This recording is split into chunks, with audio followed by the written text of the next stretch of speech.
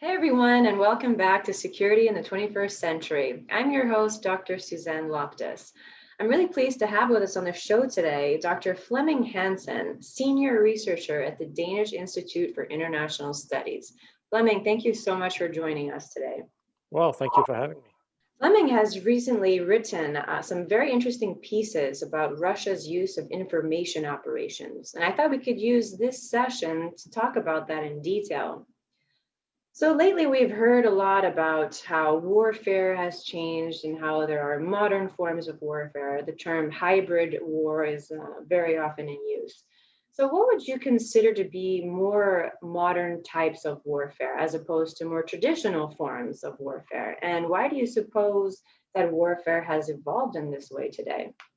Well, we see a lot of changes, of course, to the way that war is being conducted. We also see return to something more old-fashioned. Now we've just witnessed the renewal of fighting over Nagorno-Karabakh, and even as we speak today, as this is being recorded, we received news about a peace agreement. But during those past weeks, of course, we've seen mercenaries, for instance, which is a return to something much more well-known, old-fashioned, you may say, medieval. So we're seeing developments which are pointing in different directions. The work that I do and the work that you refer to looks at the way in which information is being used. And that is, of course, not a new aspect of war. It's a new aspect in the sense that developments of modern information and communications technologies have opened like a broad avenue for different ways of influencing audiences and perhaps even to avoid war in as a final step. So in that sense, it's well known, but it's also new, and it offers some sort of promising potential for states in particular. Yes, we've heard a lot about, let's say, disinformation, but we've also heard about misinformation and fake news, and there's just a Yeah. lot of different terms floating around. Would you tell us a little bit what the difference is between these? Yeah, it is a bit confusing in particular, of course, because fake news now it's a catch-all. And whenever I speak to people about this, I also resign to the fact that fake news is the new term to use because it's just so convenient and people understand it immediately. The way that I usually define this is that disinformation, so with the D, is intentionally wrong information. It's a lie, and whoever sends it knows that it is a lie. Misinformation with an M instead uh, is information sent by someone who doesn't realize that it is a lie. So you can have a piece of disinformation which is sent to, let's say, a wider audience, and members of this audience will then pass it on, perhaps without knowing that it's a lie. So disinformation may turn into misinformation. Fake news, as I read the term, combines both. It has some disinformation, has some misinformation, and I would probably say that the way that it's being used mostly now is as a shorthand for disinformation, so intentionally wrong information. I see. And yes, of course, with the advent of social media, it's so much easier to spread this exponentially fast. I heard that the more sensationalist a piece of news is, the faster it gets spread all over. So Yeah, it's quite dangerous. that's true. That's true. Research shows that the more sensational it is, the faster it is being spread. But we also know that lies simply travel faster than truth, um, often because they are more spectacular, because they are more newsworthy, because they generate more interest. So there is sort of a dynamic to this, which is very important to understand, which may be exploited by some. Absolutely. And we've seen that with a lot of disinformation campaigns going on, especially now during this coronavirus pandemic. Yes. Certainly, there's been quite a few different actors using this to their advantage.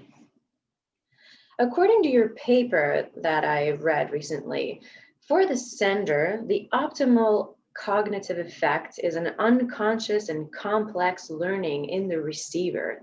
Yeah. What does this mean exactly? What is the mechanism behind disinformation and this logistical goal that you're referring to here?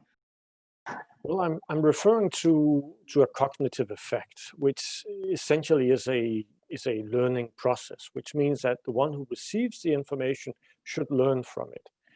Either what we often refer to as simple learning, which is simply an external stimuli. You decide to do certain things because, well, you may be rewarded for doing it, or you do certain things because you're afraid of not doing it. You may be afraid perhaps of being punished or whatever. And that's a simple learning process. So you simply draw the conclusion that it's better for you to act in a particular way because, well, you may get benefits or you may risk punishment. Complex learning, on the other hand, is when deeper processes take place. This is when, for instance, fundamental norms may change, when fundamental worldviews may change, the way that receivers will see the world, the way that they will assess particular issues, for instance, relating to world politics. And the sender wants to achieve a complex learning process. The sender wants to ideally to change fundamental norms or worldviews within the receiver. And the best way to do this is to do this in a way in which the receiver doesn't notice that he or she is being influenced. So you may have a simple learning process where we realize that we are being influenced. We understand that the calculus that we are doing, the pros and cons of a particular position will change, are being changed for us. Whereas when it's unconscious, it's a complex learning process, but it's unconscious. So we change our worldviews, but we don't realize that we are being influenced by others. And this is ideal for the sender because it promises to have a longer lasting effect. And it also promises to have an effect where the receiver, as I said, doesn't realize that he or she is being influenced. So we have this sense that we have reached this conclusion ourselves, that no one has tried to point us to a particular conclusion, but this is through our own sort of mental processes that we have reached the conclusion that this is how it is and this is how I'm going to respond. That sounds quite scary, and that our minds are all being controlled by some supreme force somewhere. I've heard a lot of debate going on. I would say the Russian narrative and the Western narrative, they're all just convinced that the other side is waging disinformation campaigns. So if I speak to Russians about how the Russians intervened in the US election, they'll start laughing and they'll say, well, hasn't the US done this many times to us as well, or to the rest of the world, in this type of narrative? Or if I speak to an American or a European, or what's going on, like, for example, telling them, say that the Russian narrative is that the West tends to interfere. They say, oh, that's what the Russians want you to believe. That's part of the narrative, and you're falling for it. So it's a bit confusing. So both Russia and the US think the other is waging information war on the other. And so in your opinion, are they both doing so? And what strategies are they using respectively? Well, clearly something is happening on both sides. And clearly, for instance, during the Cold War, something was happening on both sides. But there is still, I have to insist, a fundamental difference. So if you look at the media landscape in Russia today, for instance, it is to a large extent, of course, state control. And by state control, I mean media outlets that are owned by the state. They're owned by companies that are owned by the state, or they may be owned by individuals, but individuals who want to be really close to the Kremlin. And so they follow the official narratives. And then surrounding this sort of bubble of state-controlled media, you have the free media. And of course, in Russia today, there are free media, newspapers, radio stations, television stations. But you don't have the same kind of public debate, and you just don't have the media scrutiny that you would find often in liberal democratic countries. So witness, for instance, Russian involvement in Ukraine, Russian involvement in Syria, or witness, for instance, as I just did, I looked at the way that the Navalny and Skripal cases have been covered in Russia, and this, of course, is Navalny, the Russian opposition leader, who was poisoned with Novichok in August this year, and then Skripal, the former Russian Soviet agent, who was poisoned with Novichok in March 2018. And you don't really find those critical voices within the Russian media landscape who will ask the obvious question: did our state just attempt to kill two of our citizens? So there is a fundamental difference, of course, and this also means that the way that they operate on those two sides also see huge differences. But of course, attempts are being made from Western side, US side, for instance, to influence the Russian audience, for instance, to bring it closer to an understanding of liberal democratic values. Could be other targets as well. But this is part of it, and Russia has its narrative, or has a catalog of narratives that it tries to send to different Western audiences. So something is happening on both sides, definitely, but there are still fundamental differences between the two sides. I see. And there are also different domains, right, in which information operations take place. You've written about that. Would you clarify that for us as well? Sure. So what I've suggested is that we look at this as of consisting of three different domains. So we have a physical domain, we have a digital domain, or cyber domain.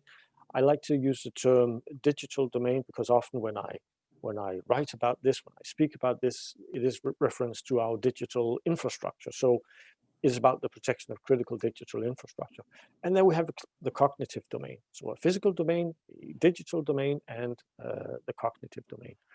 The cognitive domain, of course, is, I should say, this is where the thinking takes place. So when we speak about how to influence others, and we speak about this effect and learning processes, this happens within the cognitive domain. The cognitive domain is not an operational domain.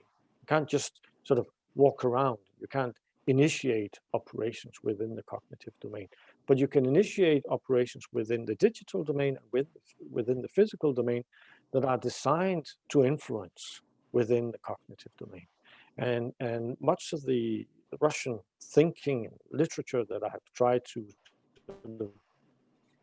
go over in some of these recent studies is very advanced. It's very interesting, and it tries to combine the different domains and to think about how to achieve the greatest possible effect within these domains, in particular, of course, when it comes to, for instance, manipulation and information to influence others, how to combine the digital domain, where we find, for instance, social media, and to combine that with the cognitive domain. So how to influence voters' preferences, for instance. I see. Well, it's very intricate and complex, and a lot goes into this. These operations, especially let's say in times of conflict, or to explain what's going on in an open conflict, you'll have both sides or multiple external actors also explaining the conflict from their perspective, and often none seem to have the same narrative about what's going on in that particular area. General Gerasimov, known for the Gerasimov doctrine, stated that in any type of conflict, there's also an information battle. So if we're talking about conflicts where Russia was involved, there was the 2008 conflict with Georgia, and then the annexation of Crimea. And both have seemed to be quite different from the other, especially in terms of the information battle that took place or is taking place currently with Crimea. Would you tell us the difference between these two conflicts, and why, let's say, the most recent one in Crimea seems to be a bit more advanced in the operations domain? Sure. I can do this with reference to some of the Russian literature, and there's a general understanding that Russia in 2008, during the war in Georgia, so this, of course, is South Ossetia and Abkhazia, was not ready for this type of information operation, for operations that are targeting the cognitive domain. Margarita Simonian, editor-in-chief of RT, for instance, explained that in 2008 we were not ready. But between 2008 and 2014, we got ready, and we were ready to fight alongside the Ministry of Defense. She explains when war then broke out, or when Crimea was invaded and then annexed in February, March 2014. So a lot of learning has happened in Russia, and it continues to develop. But learning happened in those crucial years, and there was a general understanding, and Valery Gerasimov has also explained this in some of his articles, that information now is a vital tool, that you may use different types of platforms, in particular social media platforms, to influence voters. And he points to the West, of course, the US in particular, and says, look, they have taken this on board. They have developed tools with which to influence people, including in Russia, and we need to deal with this. And so since then, since this realization, a lot of thinking has occurred in Russia. I still see in the Russian literature and in Russian debate sort of a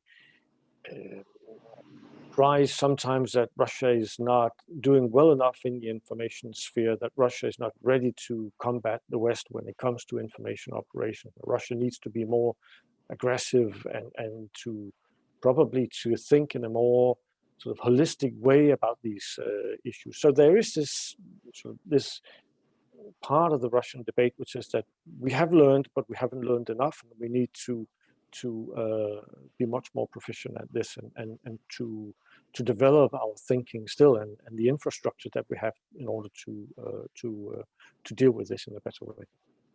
And it's also really tricky because you can twist facts in all types of ways and construct arguments that are really quite convincing on both sides.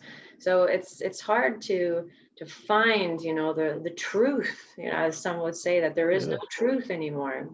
Yeah, well, that's a good point. It has become even more complicated, and of course now we see deep fakes, or digitally manipulated videos, for instance, which could potentially be a huge problem, and we've seen some of the consequences of that already. And so it is becoming still more difficult, and various actors are learning from this. So the way that I've described this sometimes also is that it's a kind of learning race between various actors. So you will have states, for instance, that try to influence voters in other states, and you will have public authorities that try to deal with this, and they need to handle this in different ways, and both are learning at the same time. Most public authorities will find that it's difficult to keep up with those who are on the offensive. They may be half a step behind, and that's just how it is. We don't need to panic because of that. We find the same, for instance, when it comes to international terrorism. We're often half a step behind. It's also a learning race. Some people are trying to exploit the various gaps that may still exist, and we try to close the gaps. And we find the same in the information space, and as it concerns information battle. But it is a learning race, and we see that various actors are getting still better at this, and different public authorities are also trying to learn, and they try to close the gaps and to prevent disinformation or misinformation or fake news to enter the information space, or at least to do damage within the information space. And it's gotten so much more complex and intricate as a result of technological innovations and social media, and it's much more it's harder to respond to than it was during the Cold War, for example. And a prime example of that is what happened during the 2016 elections in the United States. The Internet Research Agency, the IRA, was accused of conducting a sustained effort to manipulate the US public and undermine democracy in the United States. They were caught with bots and fake social media accounts influencing people on Facebook and Twitter. Could you tell us a little bit of what they did first, and if you think that they really actually did undermine US democracy? Well, what they did, I guess, simply put, is that they realized that here is a potential to be exploited. It's something that we need to look at, and we'll see what we can achieve. Um, it holds great potential. It comes at a relatively low cost, and as we've seen so far, also at a relatively low cost in terms of sanctions, so the possible negative repercussions from this.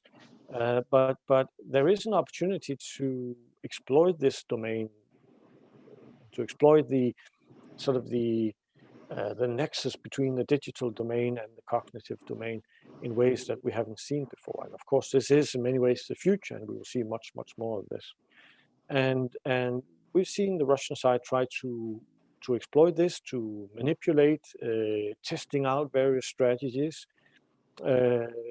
Some quite rudimentary, some much more advanced, in a way to influence U.S. voters in particular. And sometimes we see it also in combination with a different aspect of the digital domain, which is to go into computer networks and steal information, and to use that information as part of information operations. So there's a different nexus between the digital domain and the cognitive domain. In terms of effect, I think it's really difficult to say. I remain skeptical as to the effect of the Russian operations. I'm sure, I mean, it's been well documented that they did try to influence U.S. voters, and even to a large extent, and they had a rather impressive reach. But reach is not the same as influence and the same as cognitive effect. So you may see a certain piece of information, but it's not necessarily so that you are influenced by it. And even if people are influenced by it, I also find it difficult to measure the effect. Now, we spoke earlier about this this learning process, this complex learning process, whereby people are being convinced of particular norms or worldviews, for instance, but they don't realize that they are being influenced by some external agent. And in those cases, it's really difficult to measure, I believe. So I remain skeptical. I'm sure that Russia has attempted to do so, 2020 also. And we need to develop better tools with which to measure the possible effect, keeping in mind that it is really difficult, especially if it's done in a really skillful way. Then it would be difficult for us, I'm sure, to measure the cognitive effect, the final effect that the sender is hoping to achieve. But it is an area, of course, that holds, as I said, great potential. We'll see much more of this. But oftentimes these operations work to basically reinforce your pre-existing beliefs. So on social media, for example, it's kind of the way the YouTube algorithm works, is that you see a video that you looked for and searched, and then other videos that are similar will pop up, because they'll think that you're interested in watching those types of videos. So it maybe disinformation and these types of campaigns are best at enhancing what you already sort of are inclined to think, which means that maybe it did not have the effect that we thought of, kind of changing a lot of people's minds. It probably was more effective on voters who didn't know who to vote for, or who were already predisposed to vote for one candidate over the other. Absolutely, that's a good point. And so it may have served to sort of cement existing political opinions and various views. And that would reflect also the way that we use more traditional media. Now you mentioned YouTube algorithm that sort of keeps feeding stuff that it supposes that we like. But most of us, of course, look for information. We look for news, for instance, that will reflect the political views that we have already. Few people are so curious that they go searching for views that are in stark contrast to what they believe already. Studies, of course, show that most people look for the news that will convince them, confirm that they are right, that the way that they see the world is right. And most people who still have newspaper subscriptions, of course, will subscribe to a newspaper that reflects the worldviews that they have, the political views that they have. So in that sense, yes, it may be that it has served mainly to cement already existing political views. With more advances in technology, for instance, still more advanced use of artificial intelligence in order to collect data and to process data, we may have more detailed portraits of individuals even. So these personas may emerge more clearly. And with that, it could probably be easier to identify those who do not hold really strong political views, and we may identify more easily whom we potentially could persuade to vote in a particular way, if only we sort of we manipulate them in the right way, if only we find the right issues with which to sort of influence them and to impress them. So there's also an additional aspect. It's new technology being brought onto already quite advanced technology. And there's a very fine line here, because it's not exactly illegal, you know. We're just trying to influence people to think in a certain way, and there's not a lot of, you know, kind of strict, you know, laws about doing so. You know, it's something that we've done forever. Absolutely, and most of the research that we see, of course, has been developed for the corporate industry. It's for to bring us to buy certain things, and I'm sure many of the viewers will recognize the experience of going into a supermarket. You only need a few items, and then you emerge from the supermarket and you ended up buying much more than you expected, and it's because they influence us in a particular way. Of course, now supermarkets also started to use artificial intelligence to rotate the goods around the supermarket so that it stands in an optimal place at a particular time. So that is part of the research, and these are psychologists, as I say in the article, who've gone on to the dark side. But that's how it is, of course. Different actors will try to influence us in various ways. But quite interestingly, we saw from the Russian side, this was from Russian President Vladimir Putin, and it also came from Russian Foreign Minister Sergei Lavrov, a suggestion just a month ago or so to regulate this field, to regulate the use of information communication technology, and to sort of have a mutual pledge. Initially, it should be between the US and Russia, and then eventually a broader regime could be developed within framework of the United Nations. But you have a pledge not to use these technologies against other states, so that you sort of take it upon yourself not to use these new technologies in an offensive way, in a way by which you could influence voters in different countries and other countries, because still try to influence, of course, a domestic audience. We should keep in mind that the most important information space for Russian leadership, of course, is within Russia itself. But we see small steps, which are quite interesting, suggesting some kind of regime to be introduced. And my reading of the Russian proposal is that there is a recognition in Russia also that Russia may be susceptible to this, that Russian public is susceptible to this, that a kind of vulnerability may exist within Russia as far as foreign influence is concerned, and a kind of appetite perhaps even for information from abroad, which could change certain political norms and the way that the current regime, for instance, is being seen. Yes, absolutely. I think an international agreement and a regime of some sort to control this a little bit better is definitely in order. Otherwise, there'll be just chaos everywhere, everyone trying to influence everyone to act and behave the way that is most interesting for them. And you know, last time during the elections in 2016, we heard all about it. Oh, the Russians did this, the Russians did this. So far, we haven't really heard so much about this time around. And surprisingly, or not surprisingly, however you tended to lean, there was a different vixer.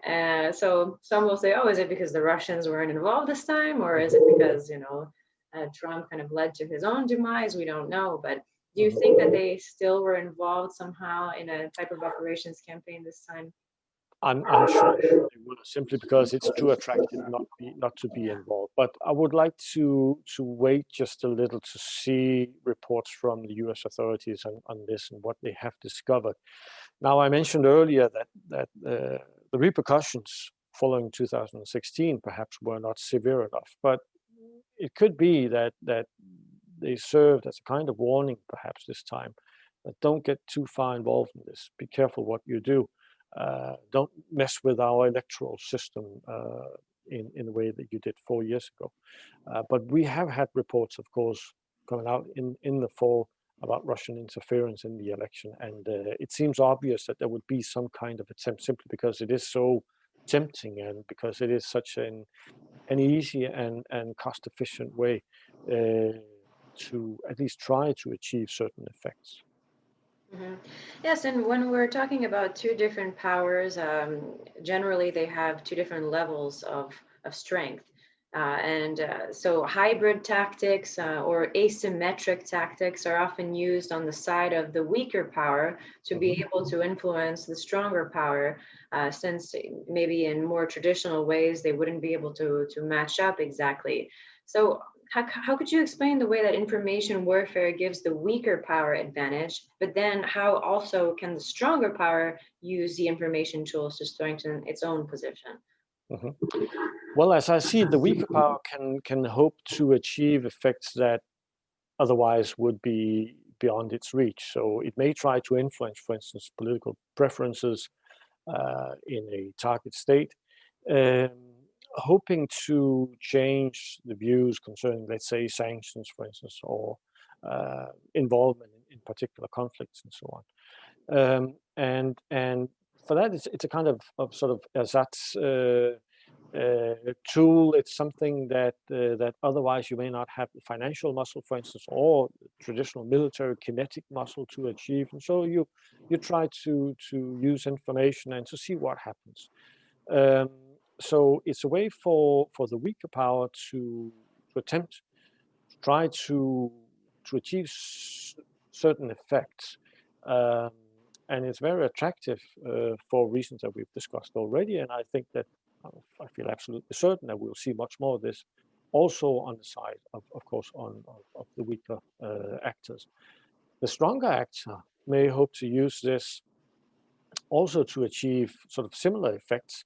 In this case, they're interesting and attractive simply because it's easy reach. It's again cost effective. It's something that can be designed from home. You may sit behind your desk and you collect data and you process data and you design and execute information operations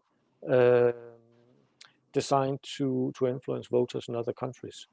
And the stronger party, the stronger actor, may hope to benefit from advances in technology also. And again, I mentioned, for instance, artificial intelligence. So we have a race now between different states in sort of within artificial intelligence, within the development of artificial intelligence. And there's a recognition among some of these states, we see this in Russia, for instance, that whoever leads the leading states within this race may have certain new tools to be employed. They may have certain benefits that the other states will not enjoy, and that may actually widen the gap that exists. So we speak now with reference to artificial intelligence, for instance, for a necessity of some of the other states to think creatively about how to close this possible gap. And some people refer back to the development first of nuclear weapons and then the development of stealth technology as similar sudden gaps that were sort of provoked and that we could witness within the international system. So further advances within sort of the technological realm in particular, now artificial intelligence, may actually benefit the stronger side also. So there's a super interesting race between the weaker side who's trying to think creatively about this. The weaker side may not have access to the same tools, but they try to think creatively about how to use this, and then the stronger side who may also think creatively about this in the hope to bolster its lead and perhaps even to further its lead in the international system. And it's very useful to try and understand a nation's, foreign policy or domestic policy objectives, or its strategic culture, as we've heard this term floating around. So a deeper understanding of the domain-specific strategic culture you mentioned is likely to help in formulating more effective responses within each domain. So in terms of Russia's particular strategic culture in the cognitive domain, what would you say defines that strategic culture? What are their objectives, and how then can the West or other actors, not necessarily only the West, respond to their actions? Sure. So what I've suggested in one of these articles is to, as I said, we think of three domains: a physical domain, a digital domain, and a cognitive domain. And I suggest to think about an overall strategic culture, but also a strategic culture that is specific to each domain. I would assume, of course, that once you add it all together, once you look at it, look at the specific strategic cultures, you would find that they're quite alike. It would be probably a bit strange for a state to have a very strong strategic culture within one domain and then a much weaker strategic culture within a different domain. But in principle, of course, it could happen. So when you look at the Russian strategic culture, I should say that I think of strategic culture as a kind of sort of a cultural variable, a cultural component that helps define what is possible within these domains, the way that the state thinks about how far to go, what kinds of tools to employ. That Russia has what we usually refer to as a very robust strategic culture. And by robust, of course, we mean that it's aggressive. It's a euphemism for a culture that is quite aggressive. They are willing to go quite far and perhaps even beyond what a number of other states would do. And we find this in all domains. We find it in the physical domain, for instance. Witness, for instance, the way that the invasion, annexation of Crimea took place. Witness Russian involvement in the war in eastern Ukraine. Or witness, for instance, the way that fighting has developed also in Syria, including even the use of banned weapon systems. We find the same in the digital domain, the way that cyber attacks are being launched from Russia, and we find it in the cognitive domain with disinformation campaigns, and of course information operations that are not strictly disinformation. It's not a lie, but they are extremely biased, and they're designed in a sort of very sort of rudimentary way to influence voters in different countries. So quite robust strategic cultures within each domain, and a robust strategic culture, of course, across the whole spectrum. It may help Western states design policies if we have this understanding, realization of how far Russia is willing to go within the different domains. Mm-hmm. Okay, so as you mentioned, strategic culture.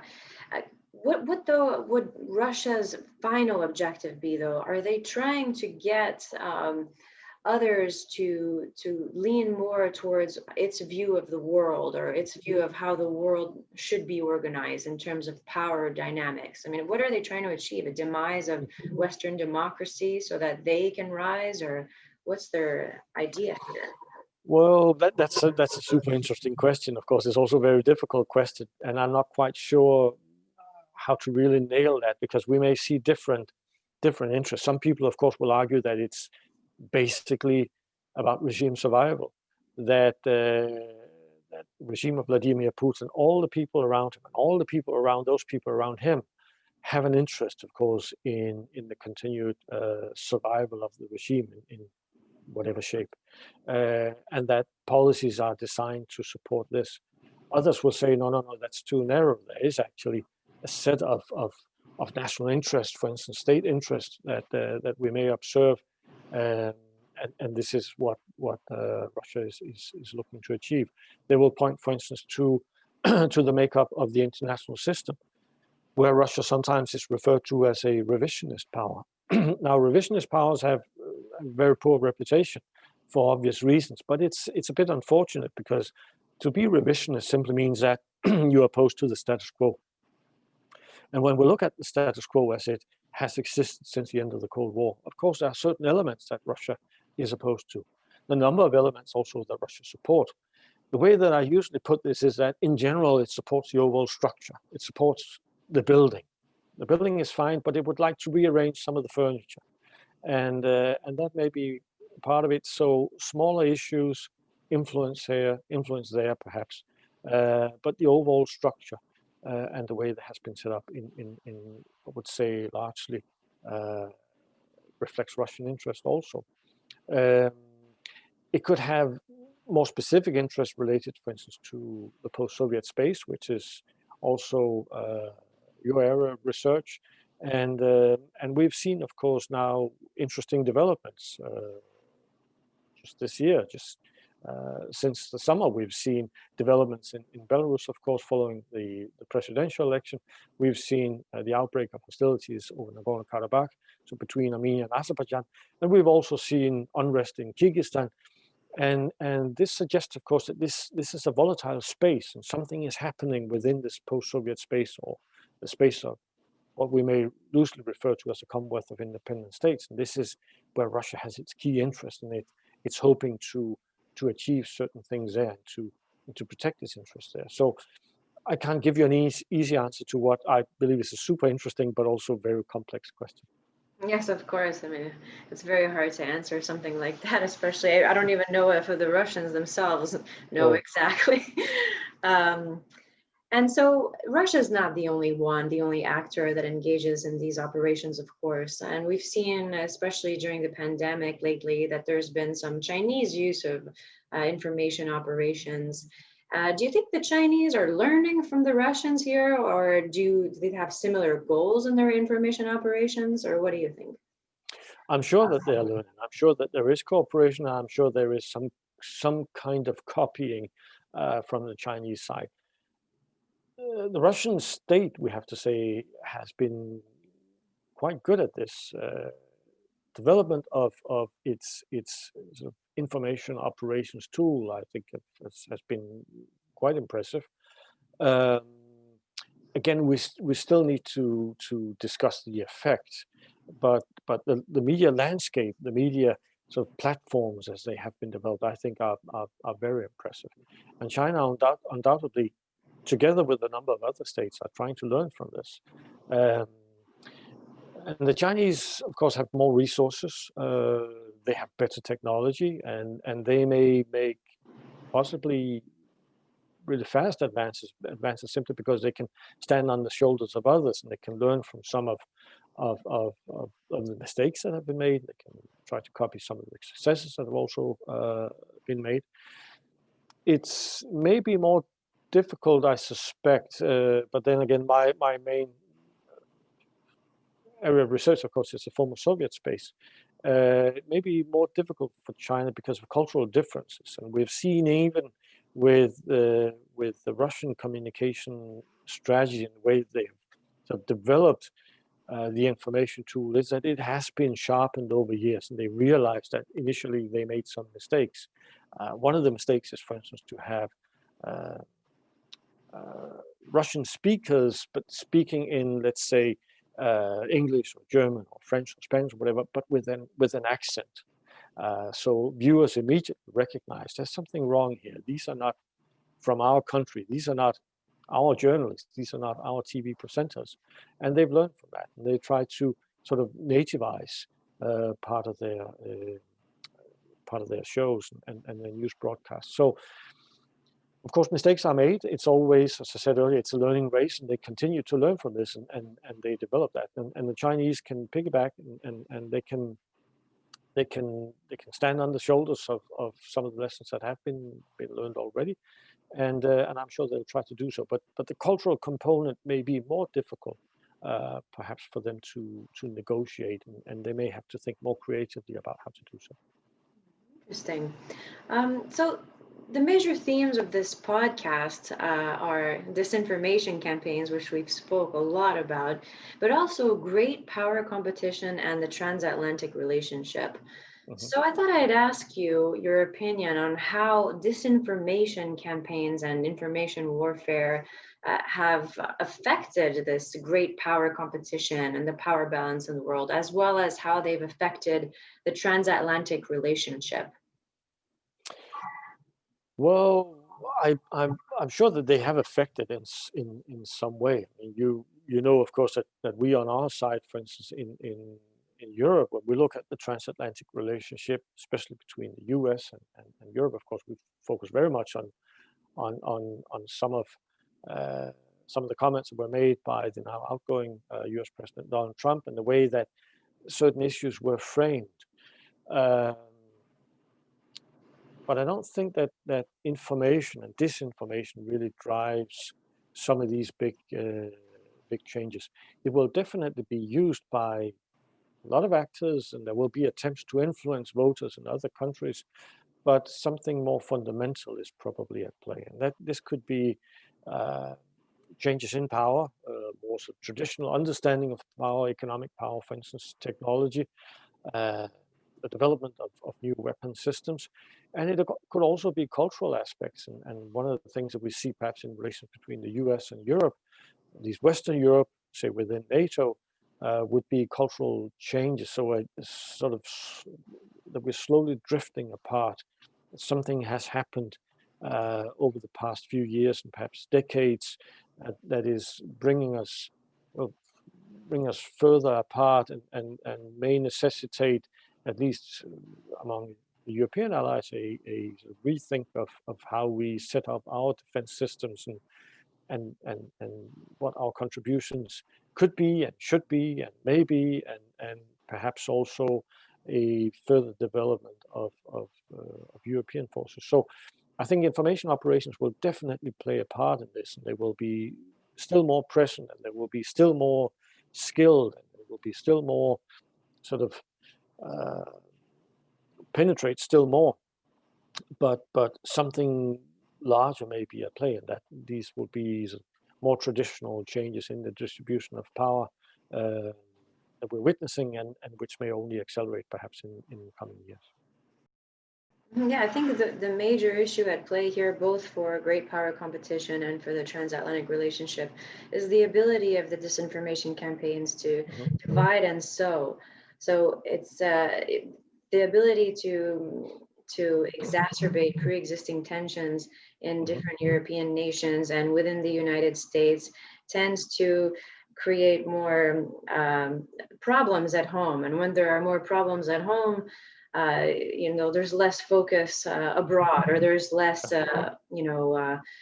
maybe less chance of a consensus between the European Union and the United States. I mean, it sounds a bit vague, but I think that that's really the strength of those campaigns. So they kind of act to reinforce all the structural issues at play that are already going on. Yes. Well, I think that's a good point. And as you just said earlier, perhaps some of these campaigns may bolster political views that exist already. And so if you see tension within society, if you see a political conflict, of course, it may cement this conflict, may perhaps even drive people further apart, as they are convinced still more of the fact that they are right, of course, and the other side is wrong. So in that sense, information operations can be used to sort of to weaken different societies simply by taking advantage of pre-existing conflicts and divides within this particular state, within this particular society. Well, we have a lot of work to do, it seems. Flemming, thank you so much for taking the time to be with us today. That was a very interesting conversation. Well, thank you for having me, and yeah, very much enjoyed discussing this important topic. Indeed. And for the audience, thank you so much for tuning back in to Security in the 21st Century.